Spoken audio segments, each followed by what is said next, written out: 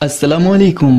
بیان بھی سنے مگر مفتی حنیف صاحب جڑا مانگرول بیانات آفیشیل یوٹیوب چینل کو سبسکرائب کرے اور بیل آئیکن یعنی گھنٹی کے بٹن کو بھی دبا دے اور ہاں لائک شیئر اور کمنٹ لازمی کر دے.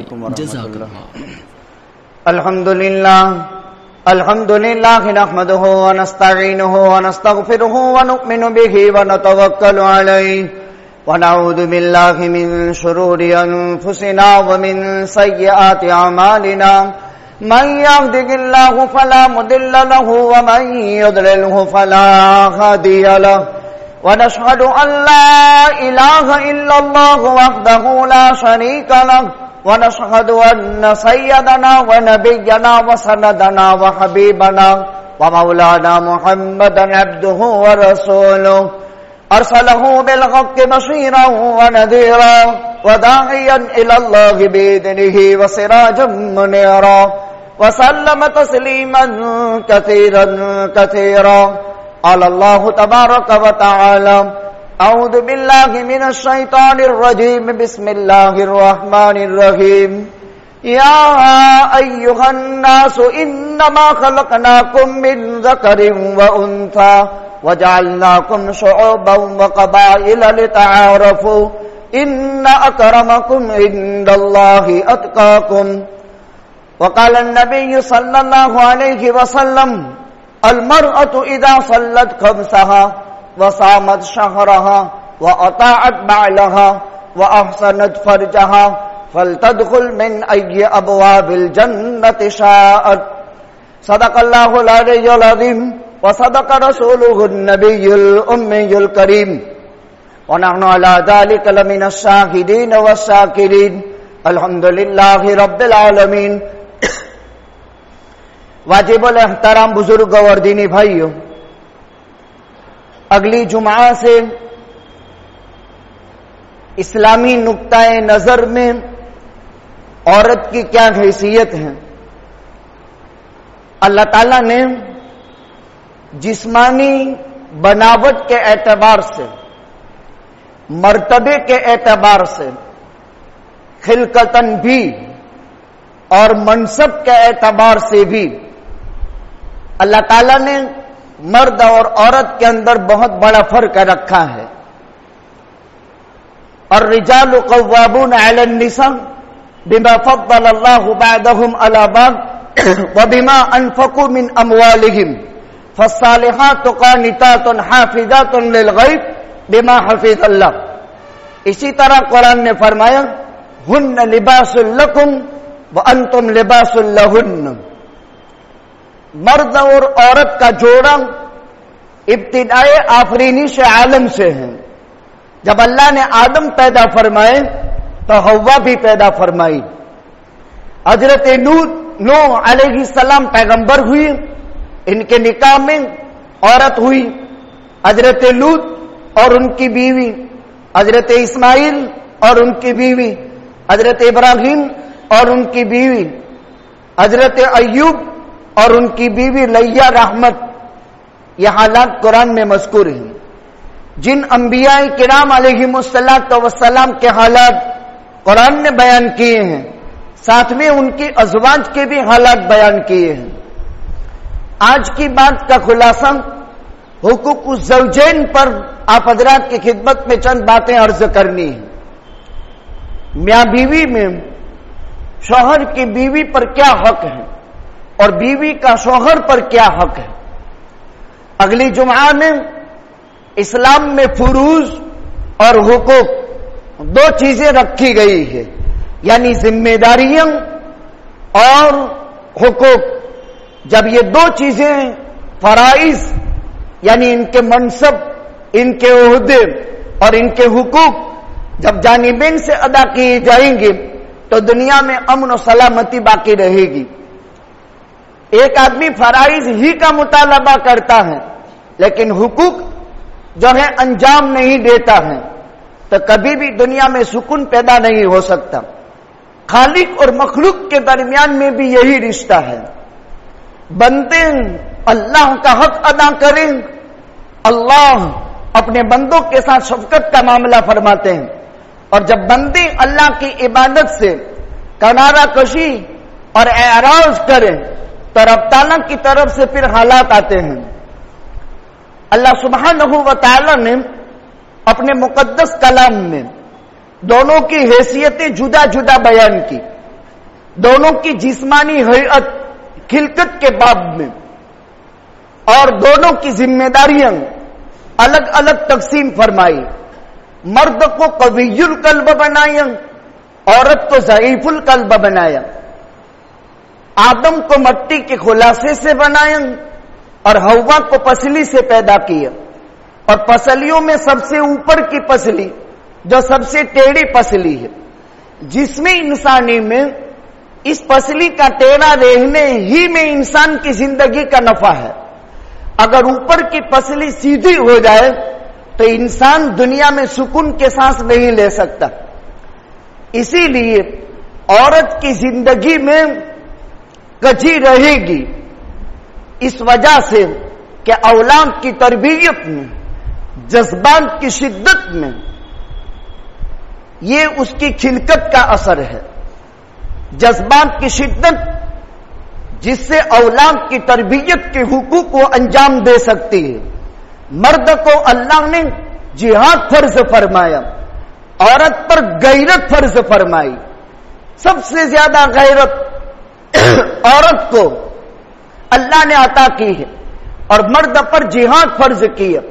اسی لیے شریف، نیک، باحیا خاتون کبھی اپنے شوہر سے کسی عورت سے آنکھ ملاتے ہوئے پسند نہیں کرے گی، اس کی دوستی کو وہ برداشت نہیں کرے گی، اپنے بستر پر کسی کو جگہ نہیں دے گی، اپنی پیار اور محبت میں کسی کو جگہ ساتھ نہیں ہونے دے گی.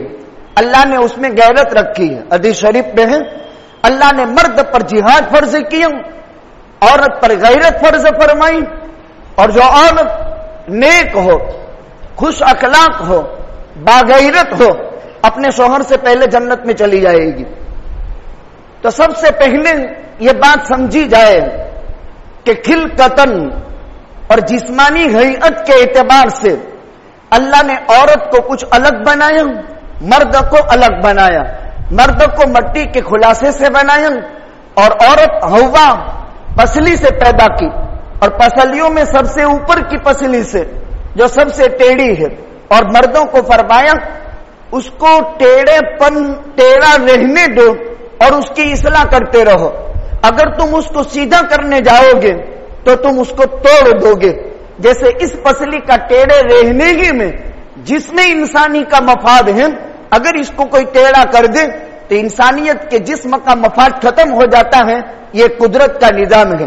ہن لباس لکم وانتم لباس لہن.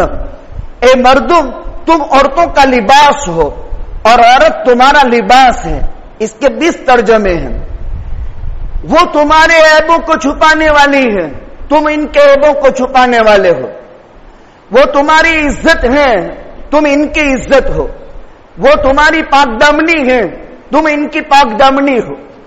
وہ تمہارے لیے زینت ہے، تم ان کے لیے زینت کا باعث ہو.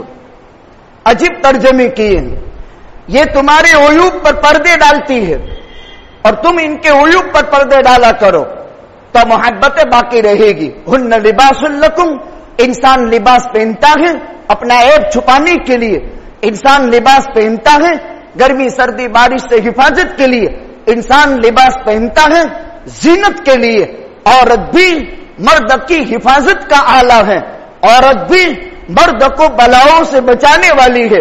اور عورت بھی انسان کی زینت ہے.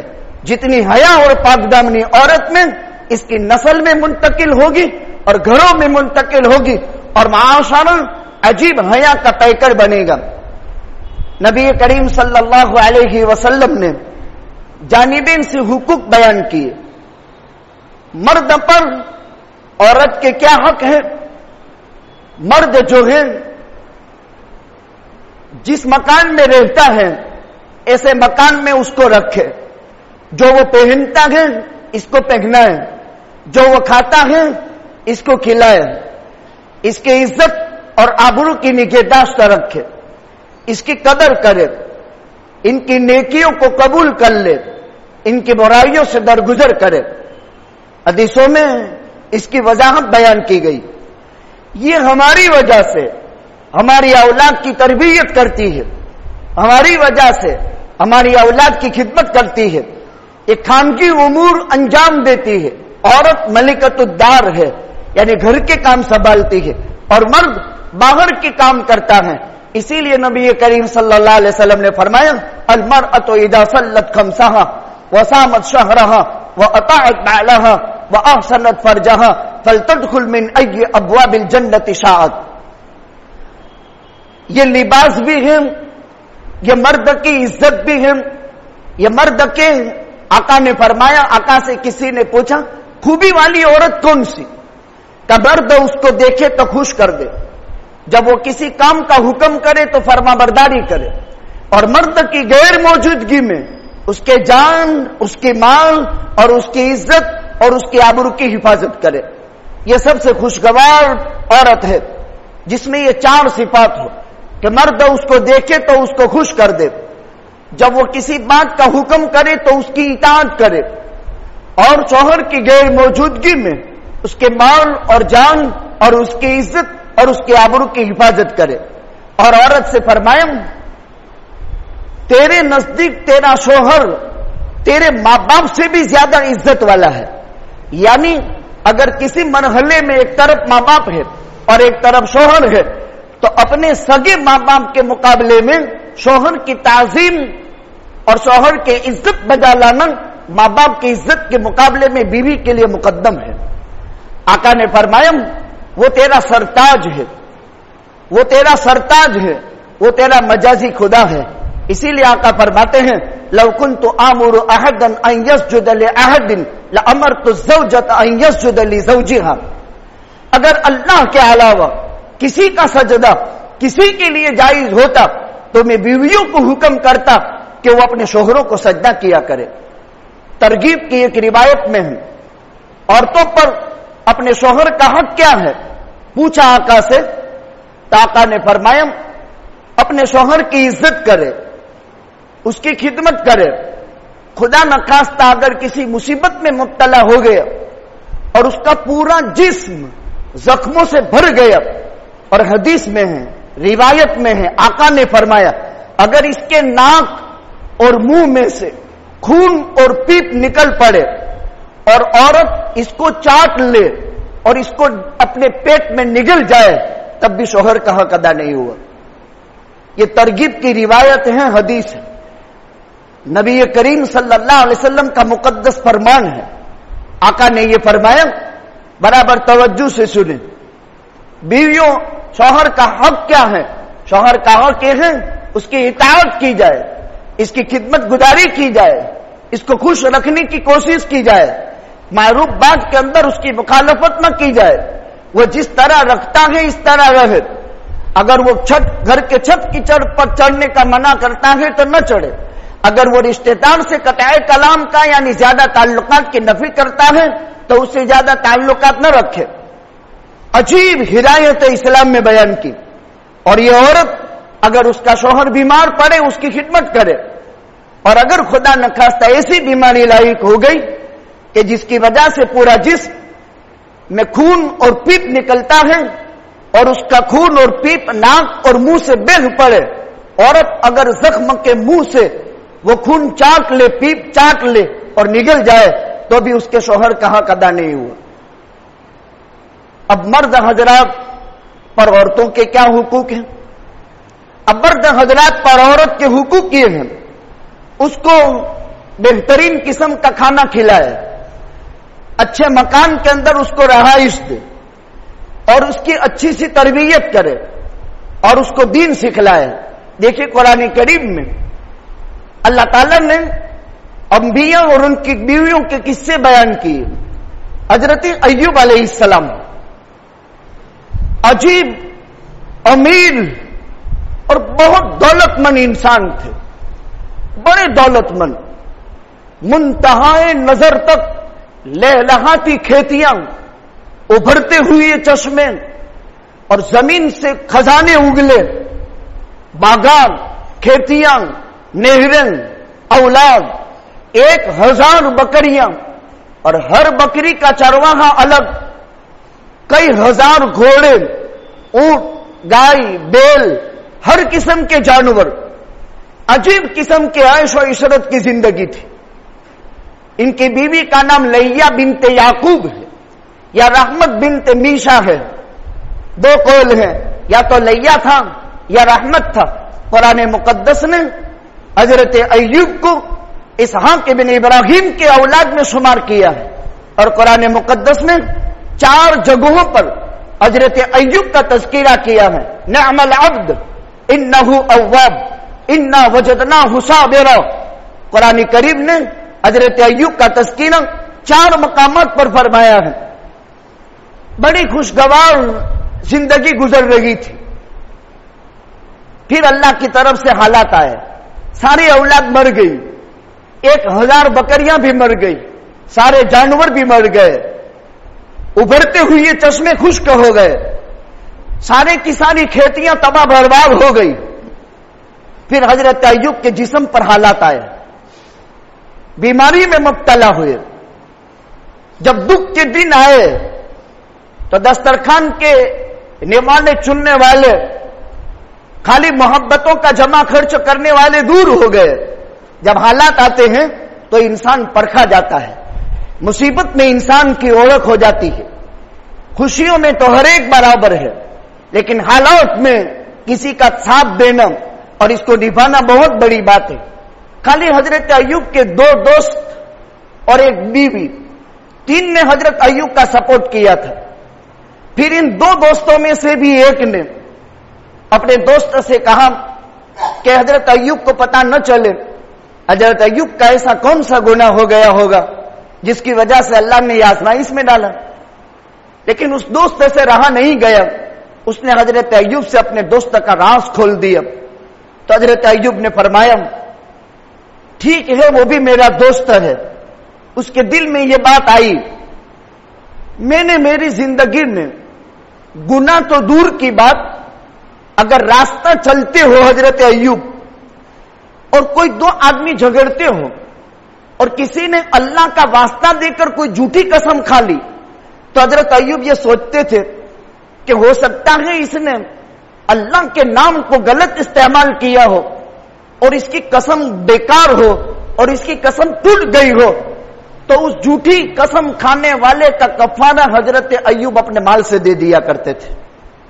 हालांकि इससे कोई ताल्लुक नहीं झगड़े से, खाली वो गुजर रहा है, वो अपनी बातों में है, तो ये ख्याल करते थे कि अल्लाह के नाम का गलत इस्तेमाल इस बंदे ने हो सकता है अपने बचाव के लिए किया हो और वो कसम का कफारा न दे सका हो या न दे सकेगा या उसको कसम न समझेगा, तो हजरत अय्यूब अपने माल से उसके कफारा अदा कर देते थे। लेकिन एक इब्तिला था, एक आजमाइश थी, और इस आजमाइश में 18 बरस रहे, 18 बरस। बीवी ने बड़ा सब्र किया।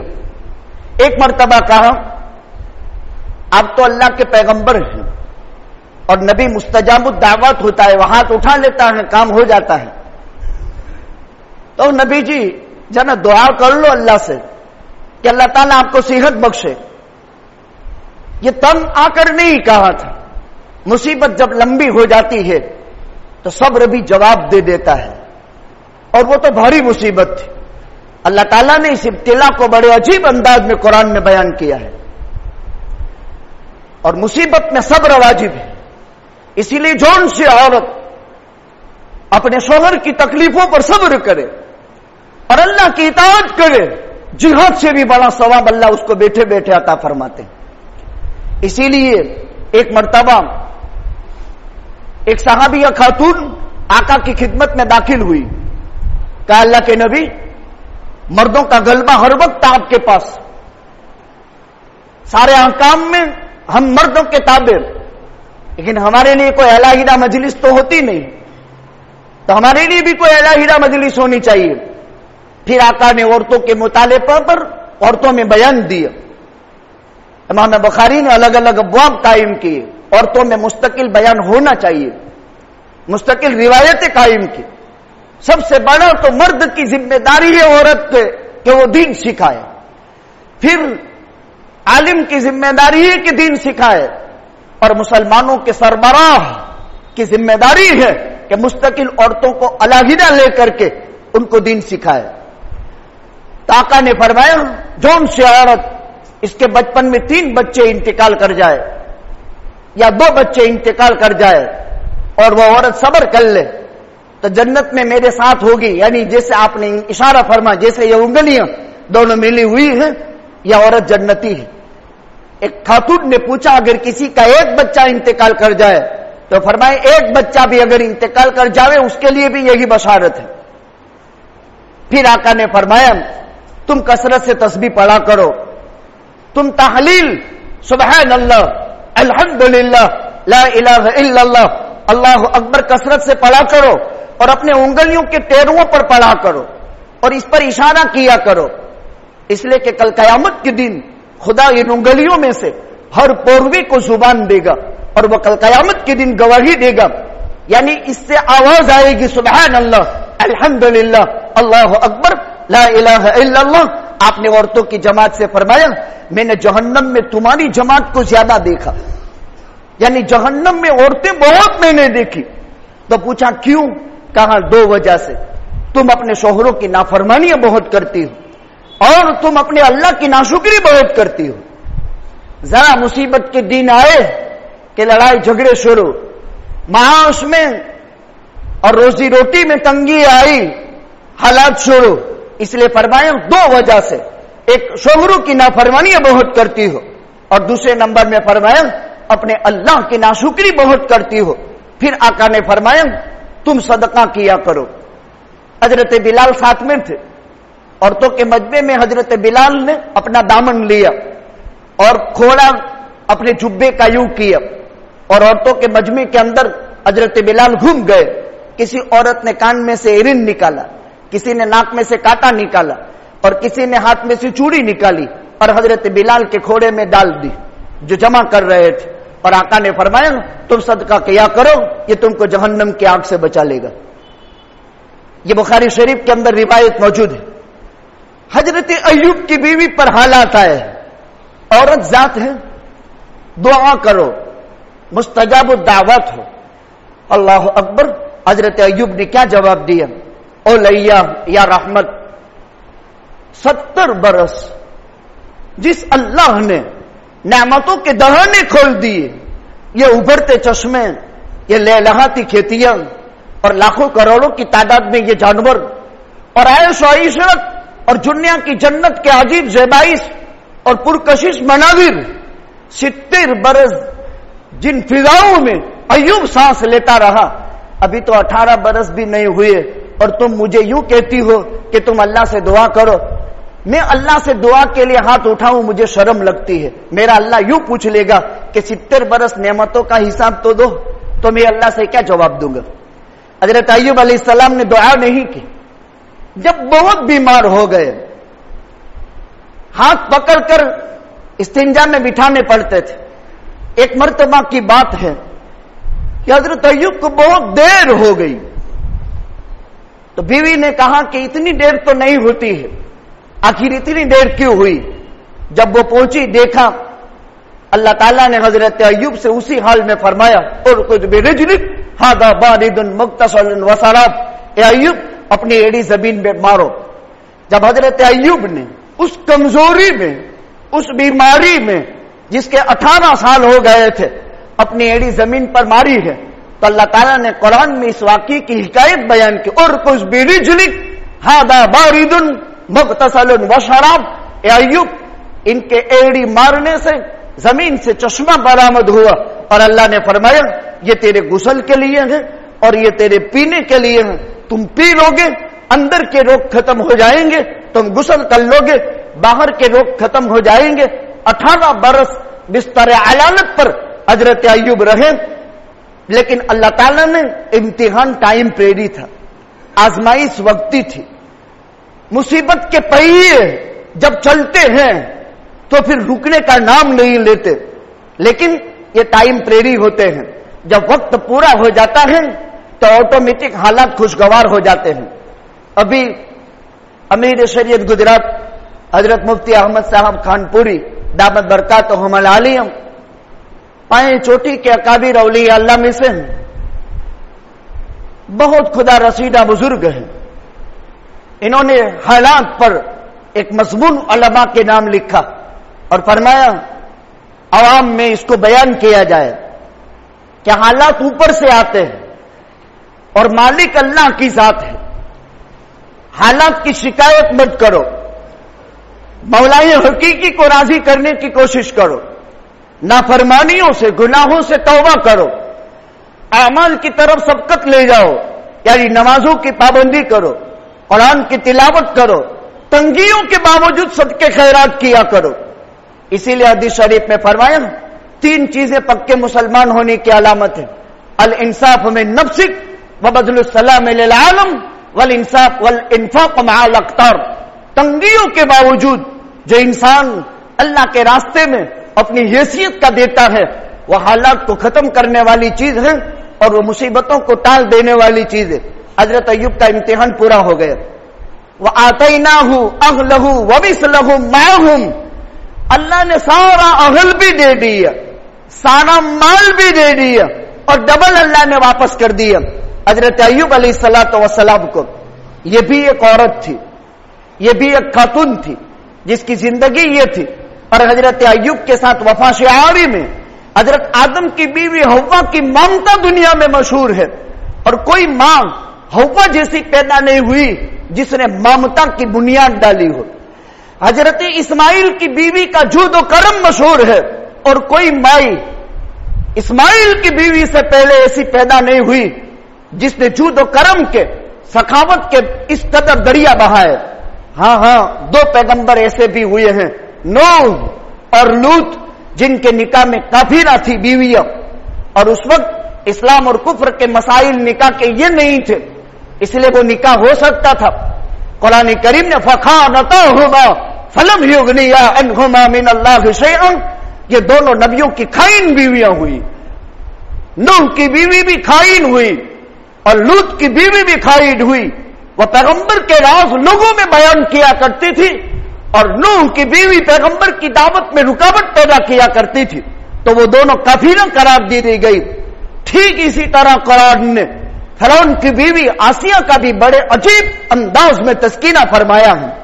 زمانے کا ظالم، انتہائی خطرناک درجے کا متمرد سرکش کافر جو ربکم الاعلی کا دعوے دار تھا، اور اللہ نے آسیہ جیسی بیوی عطا فرمائی. جانبین سے حقوق ہے.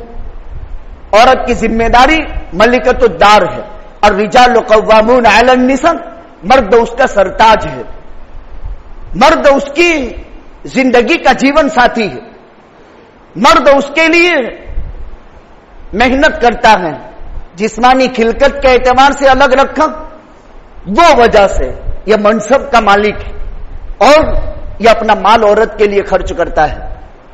تو عورت گھر میں رہے گی، اپنے شوہر کی عزت اور عفت کی حفاظت کرے گی اور اپنے شوہر کے مال کی حفاظت کرے گی. ہاں لیکن اگر کوئی بخیل شوہر ایسا ہے کہ عورت کو پورا گزارا نہیں دیتا ہے تو فرماتے ہیں اسلام نے اجازت دی ہے کہ مرد کی اجازت کے بغیر بھی اس کا پیٹ پالنے کے لیے اور اس کی اولاد کی تربیت کے لیے شوہر کے مال میں سے اتنا لے سکتی ہے جتنی اس کی زندگی اور اس کی اولاد کی زندگی بحال ہو. آقا کی خدمت میں ایک بخیل کا تذکرہ کیا گیا. آقا نے اس وقت یہ ہدایت فرمائی. اسی طرح ایک عابد زاہد صحابی تھے، عبادت اور زہادت کا عجیب حال، لیکن بیوی کے ساتھ اچھا نہیں رکھتے تھے. تو آقا نے فرمایا ان لزوجک علیک حقہ، یہ کسی کی ممتا لوٹ کر کے تیرے پاس آئی ہے، یہ کسی کی شفقت قربان ہوئی ہے، یہ کسی کا پیار لوٹا گیا ہے جو تیری عزت کا باعث بنا ہے، یہ کسی کی ممتا لوٹی گئی ہے اور تیری زینت کا باعث ہوئی ہے. یاد رکھو جون سی عورت صفائی ستھرائی کا اہتمام کرے، اپنے شوہر کی خدمت کرے، اپنے اللہ کی اطاعت کرے، اللہ سبحانہ و تعالی اس کے شوہر سے پہلے اس کو جنت میں داخل کرے گا.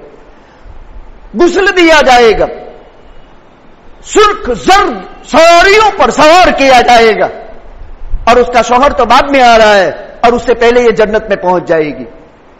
عورت کے بڑے بڑے حقوق بیان کیے. یہ بچوں کی ماں ہے, یہ ملکۃ الدار ہے, یہ مرد کی عزت ہے, یہ مرد کی زینت ہے, یہ کوئی پرائی نہیں ہے, اس کو اپنی سمجھا جائے. یہ میرے گھر کی عزت ہے, یہ میری اولاد کی ماں ہے, اور نسب باپ سے چلتا ہے لیکن تربیت ماں سے ہوتی ہے. اسی لیے صحابہ کرام کی عورتیں جب ہجرت فرما کر مدینہ آئی تو انصار کھیتی باڑی والے تھے اور یہاں آسائشیں بہت تھی, وہاں فقر فاقہ بہت تھا. تو انصار کی ان عورتوں کو خوشحالیوں میں دیکھ کر مہاجرین کی کچھ عورتیں جری ہو گئی. تو حضرت عمر تو عمر تھے, آقا سے ایک مرتبہ شکایت کی کہ یہ جب مکے میں تھی نا تو بہت سیدھی سادی تھی, اس لیے کہ ہم فقر فاقہ میں تھے, کفار کی یلغاریں تھی, رات دن کی مصیبتیں تھی, کڑوے کھٹے پر راضی رہا کرتی تھی, اور یہاں آ کر ان کو دیکھ کر کے نخرے کرنے لگی. ذرا اجازت دے دو کہ کچھ اصلاح بھی کرے ان کی. آقا نے فرمایا اصلاح کرو, کر سکتے ہیں. اور قرآن نے باضابطہ آیت اتاری, واللاتی تخافون نشوزہن فعدوہن واہجروہن واضربوہن فی المضاجع واضربوہن واہجروہن فی المضاجع فإن أطعنکم فلا تبغوا علیہن سبیلا.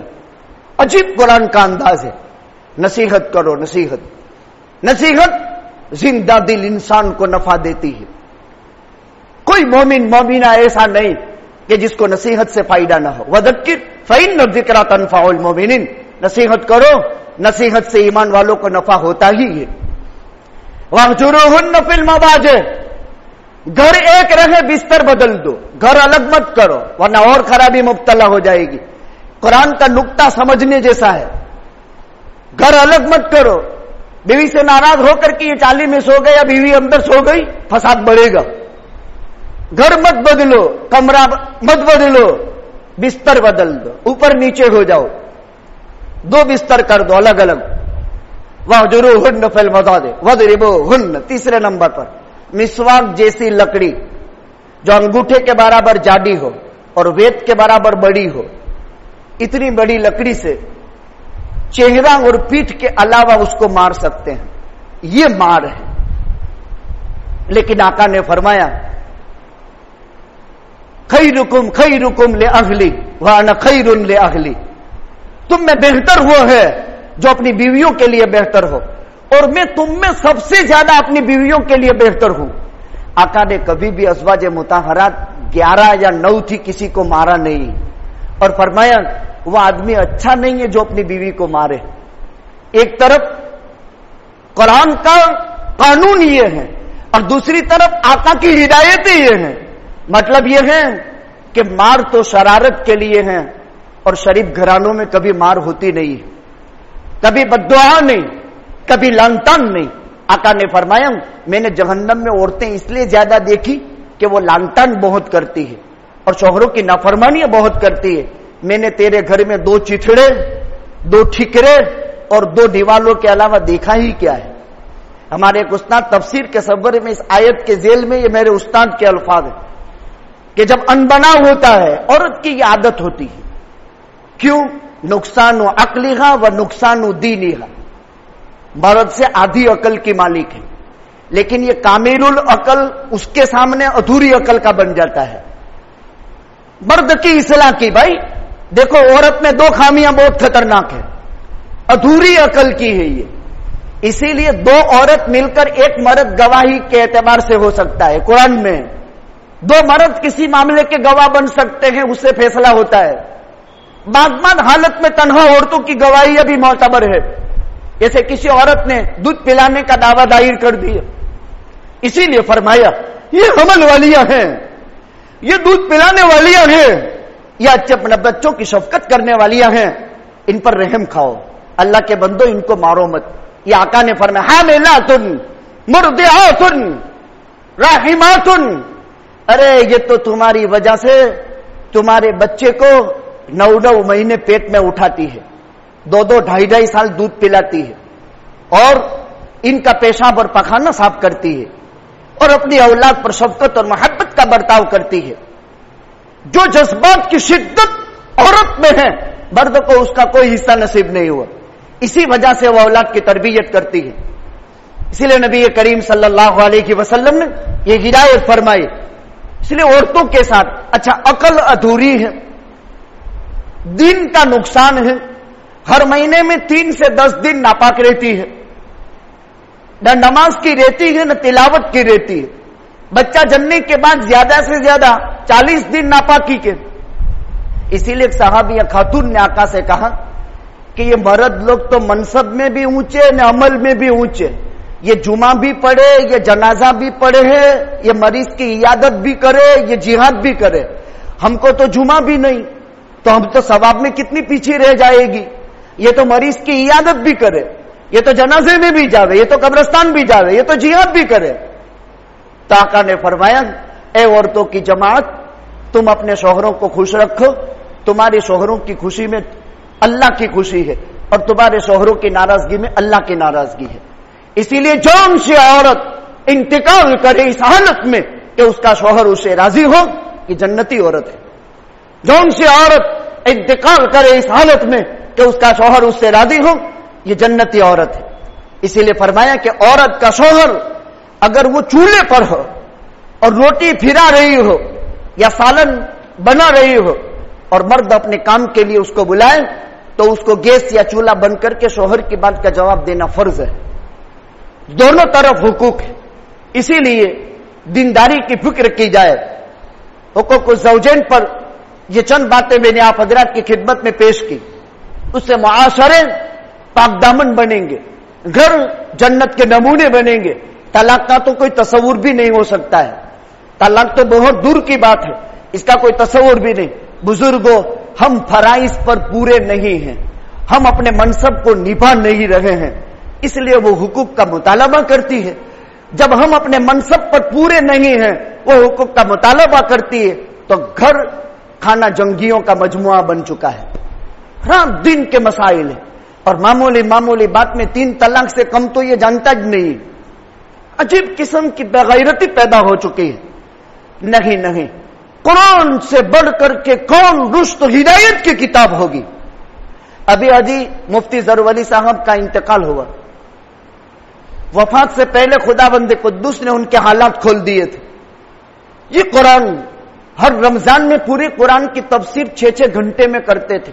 एक रमजान में एक कुरान पूरा हो जाता था और आलम आखिरत पेश हुआ तो ये कुरान तवाना ताकतवर बनकर के कब्र में सामने आ गया हसीन मर्द की सूरत में और कहा, मैं वो तुम्हारी कुरान की तफसीर हूं जो तुम जिंदगी में किया करते थे। और मुनकर नकीर से कहा, जाओ जाओ तुम अपना काम करो, इनका हिसाब किताब हो गया। ये कुरान हमारे लिए रुश्द हिदायत का अजीम संगम है। लिहाजा हम अपने किसी भी खानगी मसाइल में, मियाँ बीवी के मसाइल हो, ज़ौजैन मियाँ बीवी के मसाइल हो, माँ बाप औलाद के मसाइल हो, माशरा और समाजी एतबार से हल कुरान में है। खुदावंद कुद्दूस हमें जानिबीन से हुकूक की पासदारी की तौफीक नसीब फरमावे और हक तलबी से सबसे पहले खुदावंद कुद्दूस हमें तौबा की तौफीक देकर अल्लाह अज़्ज़ व जल हमें इस सिन्फ़े नाजुक के हुकूक की अदायगी की तौफीक अता फरमावे। ये ऐसा फरमा रवा और ये सिन्फ़े नाजुक ऐसा हसीन संगम है कि आदमी अगर इसके साथ वफादारी करे और इसके साथ खुश उसलूबी से पेश आए तो जिंदगी में कभी भी ये शिकायत का नाम नहीं लेगी। जैसे अय्यूब अलैहिस्सलाम की बीवी लैया का हाल बयान किया। अल्लाह ताला तौफीक अता फरमावे। चंद जरूरी ऐलानात हैं। सुरेंद्र नगर जिले में एक गांव है जहां मस्जिद के चंदे के सिलसिले में तशरीफ लाए हैं, तो लिल्लाह रकम के जरिए से हमारे इलाके का ही है, कठियावाड़ का, जरूर मदद फरमाते जाए। देखो, इस मुल्क में अजीब अजीब हालात हमारे सामने हैं। हमारे शनाख्ती कार्ड, आधार कार्ड, मतदान ओळख पत्र 18 साल के जिनकी उम्रें हो गई या जिसमें भूले हैं, कहीं सरनेम आगे पीछे हैं, कहीं नाम क्या है क्या नहीं, सारे डॉक्यूमेंट यकसा होने चाहिए।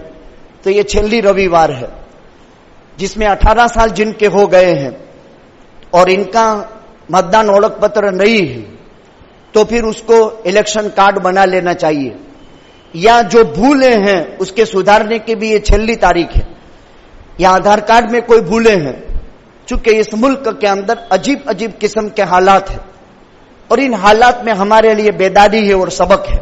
لہذا کوشش کر کے محکمہ کے ذمہ دار لوگوں سے مل کر اپنے اپنے کاغذات چیک کر لے اور کوئی کمی کوتاہی ہے تو اس کو درست کروا لے، یا جس کا 18 سال ہو گئے ہیں اور اس کے پاس متدان اوڑک پتر رہی ہے تو وہ بنا لے، فارم بھرے.